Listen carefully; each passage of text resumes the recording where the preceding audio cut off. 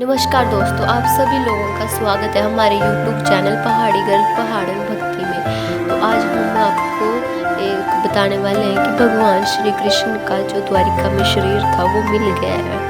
तो इसी के बारे में ये कहानी है। तो कहानी पूरी देखना, अच्छी लगे तो लाइक शेयर कमेंट करना, और जिसने मेरे चैनल को सब्सक्राइब नहीं किया चैनल सब्सक्राइब कर लेना। साल था 1983 जब आर्कियोलॉजिस्ट की एक टीम गुजरात के डबारी गांव के पास अरब सागर में कुछ एक्सप्लोर कर रही थी।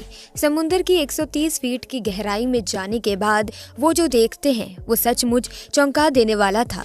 वो बिना देरी किए बाहर आते हैं और अपने बॉस को फोन लगाते हैं। कुछ देर तक रिंग जाने के बाद उधर से आवाज आती है। इसके बाद कोई आवाज नहीं आती, क्योंकि हैरान परेशान आर्कियोलॉजिस्ट बिना रुके वो हाल सुनाना शुरू करते हैं जो उन्होंने समुद्र में देखा, और उसे सुनते ही बॉस के हाथ से फोन छूट जाता है। आखिर उन्होंने समुद्र में ऐसा क्या देख लिया कि उन्हें ठंड में भी पसीने आ गए, जिसे जानकर बॉस भी कुछ ना बोल पाए। जानने के लिए चलिए हमारे साथ अरब सागर के उसी गहराई में। दोस्तों, समुद्र में उठती इन लहरों को देखिए, जिनमें जितना शोर है उसके अंदर पसरा है उतना ही सन्नाटा, और इस सन्नाटे और उसी सन्नाटे में दफन है ना जाने कितने ही रहस्य। समुद्र के नीचे आज भी कई ऐसे लाइक शेयर कमेंट जरूर जिनके करना। बारे में किसी को कुछ नहीं पता। कुछ सालों पहले अरब सागर की गहराई में ऐसी ही एक साइट खोजी जिसे देखकर हर कोई हैरान था। दरअसल वो एक भरी पूरी नगरी थी, ऐसी नगरी जो इतनी खूबसूरत थी जिसे कोई एक बार देख ले तो बस देखते ही रह जाए। ऊंची ऊंची दीवारें, बड़े बड़े गेट और उन पर की गई नक्काशी, सड़कें, भव्य महल, पूरा वेल प्लान्ड शहर जो आज के शहरों को भी पीछे छोड़ दे। समुद्र की गहराई में ऐसी नगरी को देखकर आर्कियोलॉजिस्ट हैरान थे। आखिर नगरी यहाँ पहुंची कैसे और ये कितनी पुरानी है?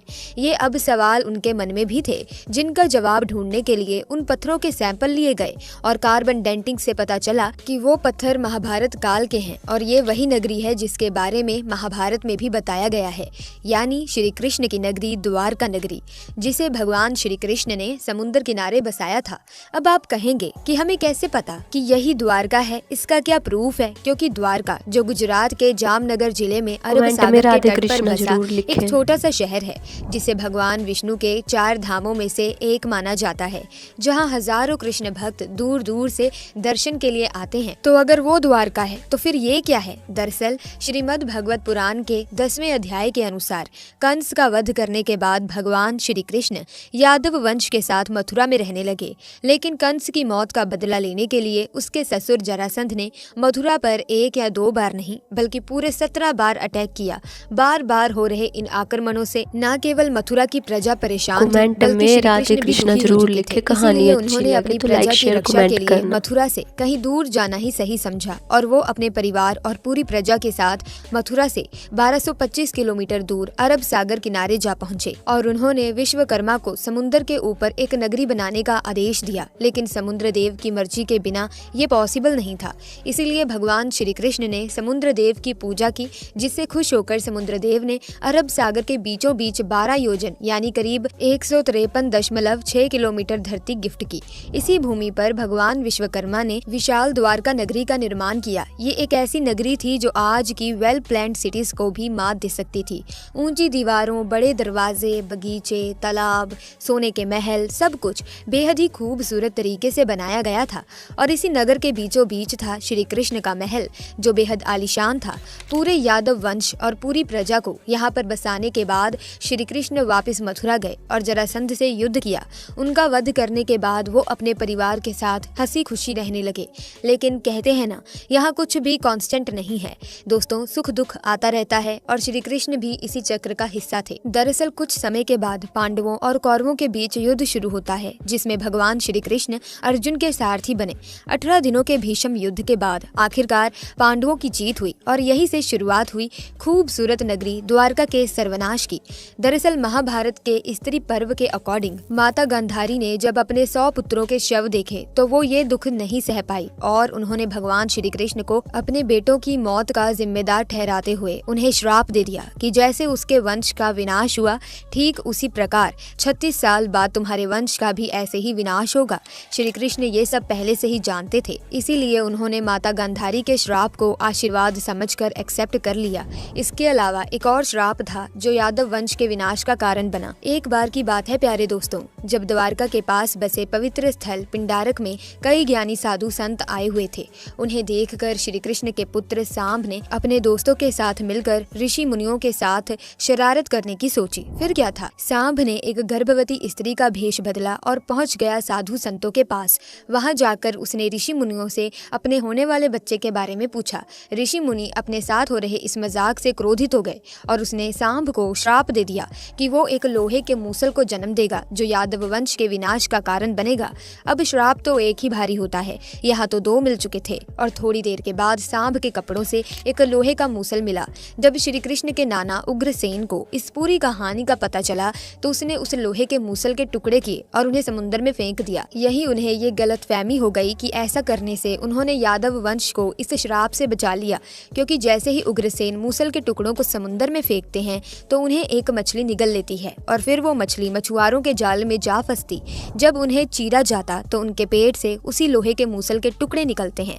एक शिकारी उन लोहे के टुकड़ों से जहरीले तीर बना लेता है और ऐसे टुकड़े टुकड़े होने के बाद भी ये लोहे का मूसल एक बार फिर तैयार हो जाता है यादव वंश के विनाश के लिए। लेकिन कैसे?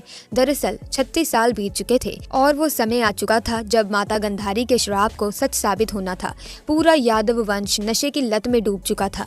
धीरे धीरे उन्होंने आपस में ही लड़ना शुरू कर दिया था। फिर क्या था, अंदर ही अंदर यादव वंश में युद्ध छिड़ गया। भाई भाई को मारने लगा और धीरे धीरे पूरा राजवंश का विनाश हो गया। ये सब देखकर बलराम जी ने धरती का त्याग कर दिया और श्री कृष्ण जी जंगलों की तरफ निकल पड़े। कुछ देर चलने के बाद वो एक पीपल के पेड़ के नीचे जाकर लेट गए। तभी एक शिकारी ने उन्हें हिरण समझकर उन पर तीर चला दिया।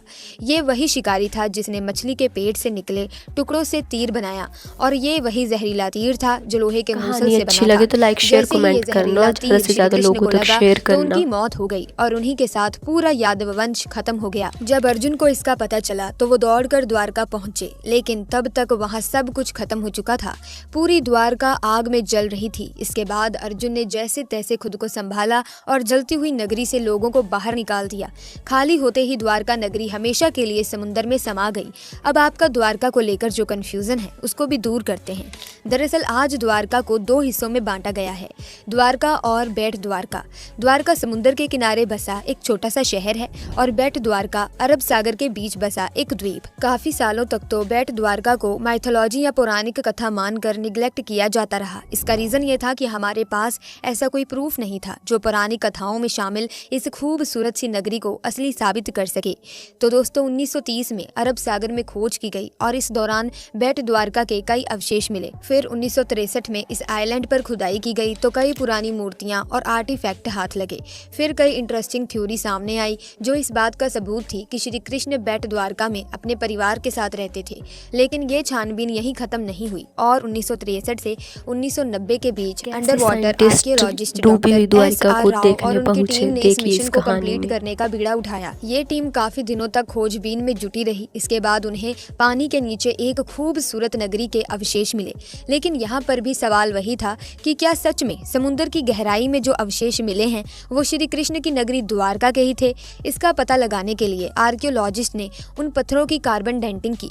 कार्बन डेंटिंग से करीब 50,000 साल पुराने किसी अवशेष के बारे में पता लगाया जा सकता है कि वो किस युग का है। डॉक्टर नरहरि आचार्य ने महाभारत में मेंशन ग्रहों की स्थिति एस्टेरॉयड के जरिए ये कैलकुलेट किया कि महाभारत का युद्ध 3120 BC में बसा हुआ था और महाभारत के अनुसार उस युग में ही द्वारका का भी निर्माण हुआ था। जब पत्थरों के कार्बन डेंटिंग की गई तो पता चला कि ये पत्थर उसी समय के हैं। लेकिन पत्थरों का क्या है, वो तो किसी भी युग के हो सकते हैं।